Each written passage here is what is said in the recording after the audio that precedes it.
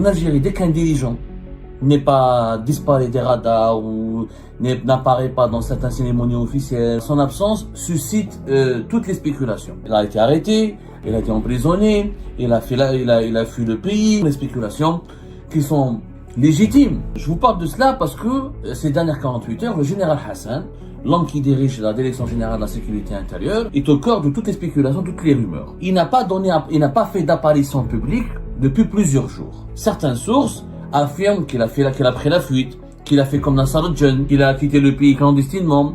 D'autres disent qu'il a été limogé. D'autres disent qu'il a démissionné. Mais où est passé le général Hassan? Ils ont dit que le général Hassan a pris la fuite et s'est enfui comme Nasser al-Jinn. En réalité, tout cela est faux. Le général Hassan, nous avons fait notre enquête, il est malade, il est âgé de plus de 75 ans, il a eu des problèmes de santé, il a pris un congé pour des raisons médicales. Il est malade, fatigué, il a pris un congé pour des raisons médicales. Il n'y a pas de problème particulier, il est juste malade, il n'est pas en fuite. Ça lui arrive d'être malade. Même le chef des espions peut tomber malade. Ça, c'est un être humain malgré tout. Eh ben, je sais pas, ça a été considéré comme un sujet sensible. L'affaire du général Hassan, sa absence a suscité un malaise parce qu'il y a eu l'affaire Nasser al-Jinn. En Algérie, malheureusement, faute de médias libres et indépendants, faute d'une politique qui favorise et qui le respect de la liberté de la parole et de la liberté de la presse, et notamment de la liberté de l'exercice d'un journalisme indépendant mais sérieux et professionnel, on a créé un terrain fertile pour les fake news et la désinformation. Et en Algérie, dès qu'un dirigeant n'est pas disparaît des radars ou n'apparaît pas dans certaines cérémonies officielles ou dans certaines activités protocolaires, son absence suscite toutes les spéculations.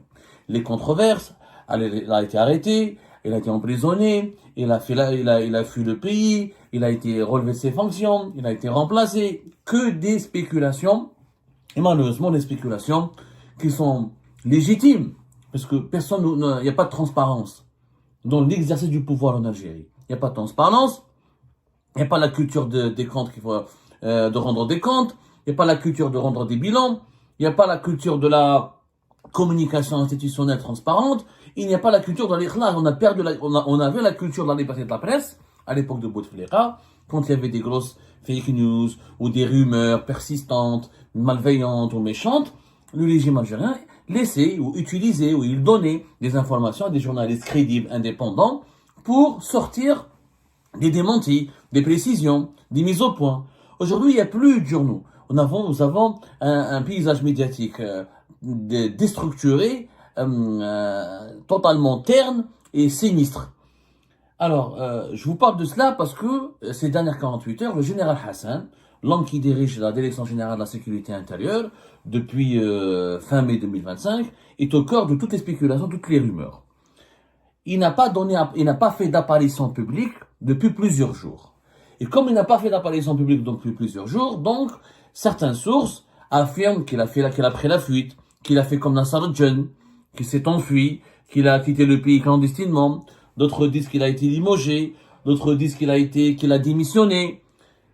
Et les Algériennes et les Algériens sont bombardés sur les réseaux sociaux par des sources qui relaient des fake news et des informations non vérifiées, ce qui établit encore une fois un climat malsain, un climat violent, violent dans le sens il est violent psychologiquement, on ne sait plus qui croire, où sont nos dirigeants. Depuis l'affaire de Nasser al-Jinn le 18 septembre dernier, déjà on est en train de nager en pleine incertitude. Qu'est-ce qui se passe au sein de notre régime? Qu'est-ce qui se passe au plus haut sommet de l'État? Est-ce que notre pays, ce que les dirigeants algériens ne comprennent pas, c'est que les fake news, ils le savent. Quand ça vient ils le savent parce qu'ils le disent.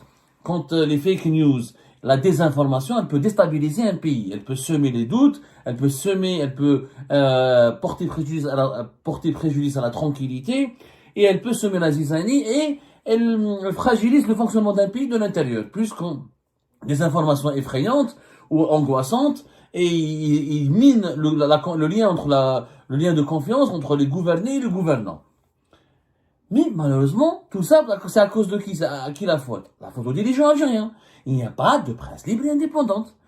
Sur l'affaire, j'en parlerai, je ferai un commentaire dans un petit moment. Mais où est passé le général Hassan? Alors, le général Hassan, il a suscité des rumeurs parce que hier, Abdelmadjid Tebboune, le 9 octobre 2025, il s'est rendu au siège, il a fait une visite au siège du ministère de la Défense nationale.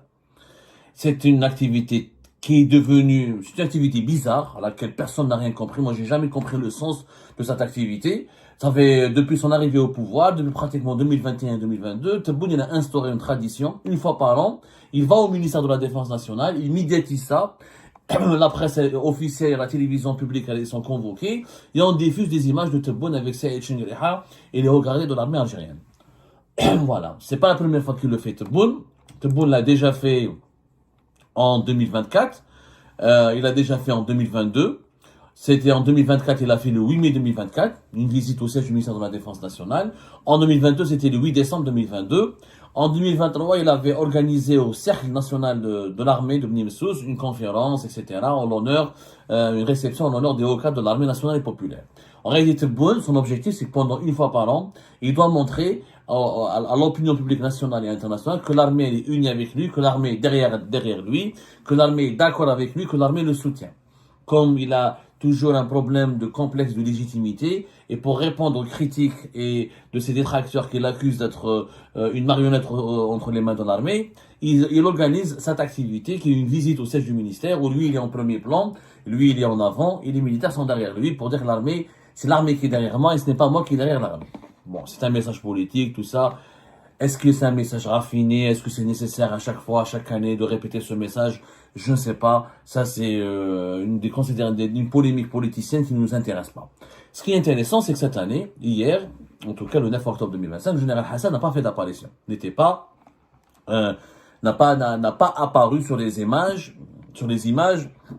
de sa cérémonie qui a été organisée au niveau du ministère de la Défense nationale à Alger, où Abdelmajid Tebboune est censé rencontrer l'ensemble des principaux décideurs du pays. Alors, général Hassan dirige la DGSI. La DGSI relève, elle a le statut de militaire. C'est des militaires. Organiquement, ça relève de la présidence de la République, mais sur le terrain, ce sont des militaires. Donc, ils sont aussi attachés au ministère de la Défense nationale. Normalement, dans une activité pareille, le patron de la DGSI, il est là, il est présent. Ça n'a pas été le cas du général Hassan. Auparavant, il y avait le ministre de la Défense tunisien qui s'est rendu en Algérie, qui a séjourné en Algérie, à Alger, du 6 au 8 octobre dernier. Et c'est le ministre tunisien de la Défense nationale, Khaled Seheli. Il a été reçu par Abdelmajid Tebboune. Il a été reçu par Saïd Chengriha. Lors des deux réceptions de Abdelmajid Tebboune ou de Saïd Chengriha, le général Hassan n'était pas présent. N'a pas fait d'apparition, n'a pas participé à cette réception, ni aux pourparlers, ni aux réunions qui ont été organisées avec la délégation qui a accompagné le ministre de la Défense tunisien. Et pourtant, il y a eu un accord qui a été signé, un accord important, qui complète celui de 2001, l'accord stratégique, un accord de coopération militaire. C'est un nouvel accord de coopération défensive qui permet en Algérie d'offrir de la formation, de former, de s'entraîner avec l'armée tunisienne, d'échanger des expertises et surtout, il y avait tout un chapitre dédié au renseignement, au renforcement du travail et de la coopération et des échanges et des missions communes entre les services de renseignement algériens et tunisiens.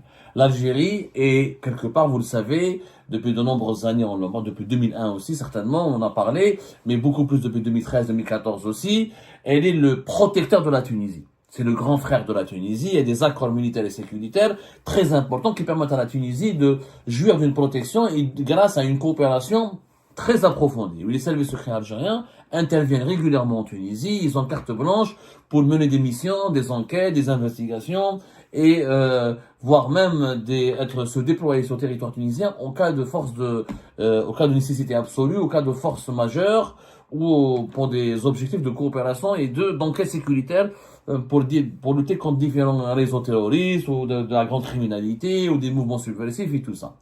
Le général Hassan n'était pas présent. Ça a intrigué les observateurs, d'où la floraison de rumeurs sur son départ, sur son limogeage. La pire, c'est des gens pas sérieux, je vais même pas citer leur nom, vous les connaissez tous maintenant, pour faire des vues et c'est du sensationnalisme. Ils ont dit que le général Hassan a pris la fuite et s'est enfui comme le Nasser al-Jam. En réalité, tout cela est faux. Général Hassan, nous avons fait notre enquête, il est malade, il est âgé de plus de 75 ans, il a eu des problèmes de santé, il a pris un congé pour des raisons médicales. C'est tout. Il est malade, fatigué, il a pris un congé pour des raisons médicales. Il est âgé de plus de 75 ans, il n'est pas gravement malade, mais il est malade. Je ne suis pas médecin, je ne saurais pas vous dire, je sais que ces jours ne sont pas en danger, mais il est malade, donc pour cette raison-là, il s'est absenté. Il n'a pas été, il n'est pas dans son, il n'a pas occupé, il n'est pas opérationnel 6 jours-ci. Mais il n'a pas disparu puisque le 2 octobre dernier, lorsque Abdelmajid Tebboune a organisé une conférence afin de faire le bilan de la foire intracommerciale, la foire commerciale intra-africaine, l'IATF, c'était le 2 octobre dernier. Abdelmajid Tebboune avait organisé une conférence où il avait convié les opérateurs économiques algériens pour les encourager, pour les remercier, pour parler de la situation économique du pays, etc. Et ce jour-là, le général Hassan était parmi les invités. A fait une apparition, était parmi les invités. Bon, les images ne l'ont peut-être pas capté. Il faut savoir que le général Hassan n'est pas un homme qui aime les caméras. Le général Hassan, on l'a dit depuis sa nomination, il avait conclu avec Abdelmajid Tebboune un deal. Il ne doit pas être visible. Le général Hassan, c'est le disciple et l'enfant du général Tofeq. Il a une vision des services secrets qui est celle de l'époque soviétique. Le chef des services secrets ne doit pas apparaître, ne doit pas être connu, ne doit pas être reconnu, il doit rester mystérieux, il doit rester dans l'ombre. Le travail des services secrets, c'est dans l'ombre. Il n'est pas partisan de cette ouverture, de cette démocratisation à l'accès à l'image et de cette publicité autour des services secrets. Donc, même quand il y a des manifestations officielles, il ne veut pas se montrer. Mais effectivement, il n'était pas là depuis plus d'une semaine, alors qu'il était là présent lors de la conférence de presse de Abdelmajid Tebboune à Alger pour faire le bilan de l'IATF 2025 qui a été organisé à Alger. Mais il n'y a pas de problème particulier. Il est juste malade. Il n'est pas en fuite. Tout ça, quand il y a eu sa conférence au Club des Pins, au Centre international de la conférence de Club des Pins, Abdallah Tebrahad, il était présent. Depuis le 4-5 octobre, il n'est pas présent. Avec, 6 jours à une semaine. Pour des raisons de santé. Voilà, il a un âge avancé, il n'a pas 45 ans, il n'a pas 35 ans, général Hassan. Mais ces rumeurs s'expliquent bien sûr, encore une fois, comme je l'ai dit au départ, par un carcan médiatique, par la répression des médias libres, par la suppression tout court de la liberté de temps et de l'indépendance dans l'exercice du journalisme. C'est ce qui explique que nous n'avons plus aucun média qui peut oser, auparavant, sur Bouteflika, par exemple, un journaliste bien informé, si j'étais à Alger, j'aurais pu faire cet article. Voilà, le général Hassan n'est pas là, j'aurais appelé mes sources, etc. On m'aurait pas emmerdé. Maintenant, c'est impossible d'écrire un tel article. Tu risques vraiment la prison, on te coupe la publicité, on t'emmerde, on te fait une affaire, etc. Pour pouvoir écrire un tel article aujourd'hui avec Algérie de Tebboune, il faut demander l'autorisation à la cellule de communication de la présidente de la République. Sinon, on ne peut pas écrire cet article. Donc, du coup, on ne peut pas, comme la cellule de communication ne veut pas permettre à la presse algérienne de parler des sujets sécuritaires, d'un certain sujet, parce qu'ils sont classés sensibles, je ne sais pas pourquoi, alors qu'il est juste malade. Général Hassan, ça lui arrive d'être malade. Même le chef des espions peut tomber malade. Ça, c'est un être humain malgré tout. Eh ben, je sais pas, ça a été considéré comme un sujet sensible. Et comme la cellule de communication du palais présidentiel d'Al-Moradi, elle est mal gérée, elle est dirigée par des amateurs et des incompétents, il faut le dire, et ben, la conséquence, elle est là. La conséquence, elle est là. Nous avons un désert médiatique qui favorise les pourvoyeurs de fake news et de désinformation pour déstabiliser le pays. Autre constat, c'est que l'affaire générale Hassan, sa absence, a suscité un malaise parce qu'il y a eu l'affaire Nassar Djan. Et comme on ne sait toujours pas la vérité sur l'affaire Nassar Djan, comme il y a eu beaucoup de manipulations, de mensonges sur l'affaire Nassar Djan, comme il est toujours porté disparu, comme il n'a jamais été encore arrêté, comme il n'est pas encore arrêté, ni retrouvé, ni identifié, ni retrouvé, ni arrêté, ni entre les mains des autorités algériennes, comme depuis plusieurs semaines son sort fait l'objet d'un blackout médiatique, d'un blackout politique impressionnant, inédit et très sévère en Algérie, et bien les gens maintenant, dès qu'un général n'apparaît pas, ils disent dès qu'un haut responsable ne fait pas d'apparition ou s'absente, pour X raisons, on va se dire, ah, il a pris la fuite, il a fait comme Nasser al-Djinn, il y a une dissidence au sein du régime, le régime va s'effondrer, l'État va s'effondrer, le pays va basculer dans la guerre, et toutes les informations, toutes les frayeurs seront diffusées sur les réseaux sociaux.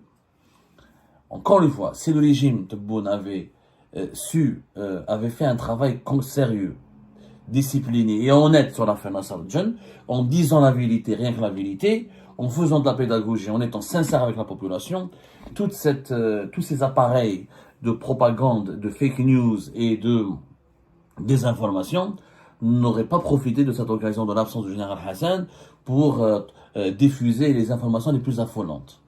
C'est l'opacité, le verrouillage du champ médiatique, l'opacité profonde du fonctionnement du régime algérien, sa volonté à dissimuler, à étouffer la vérité, sa diabolisation de la presse indépendante et libre et de la liberté de la parole, sa volonté de vivre, d'entretenir que l'obscurité autour de tout ce qui est sensible, tout ce qui est important dans le pays, qui malheureusement favorise le développement de la culture ou de la maladie des fake news et de la désinformation qui devient grave. Aujourd'hui en Algérie, l'opinion publique, elle est polluée.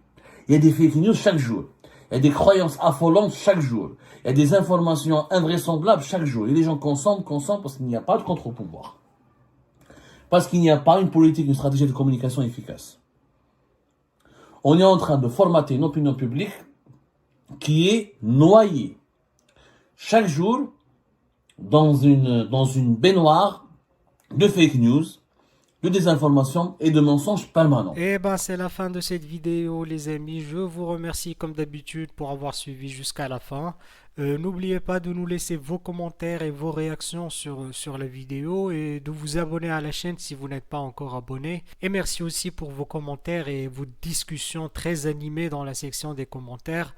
Donc, vous n'oubliez jamais de décortiquer bien un sujet sur tous les points qui ont été abordés dans la vidéo et ça fait vraiment plaisir quand moi-même je ne fais pas de commentaires, je m'appuie sur vous pour que vous puissiez bien expliquer les choses et en faire des discussions civilisées et dans tout le respect possible. Donc voilà, merci beaucoup et à la prochaine dans une nouvelle vidéo. Au revoir.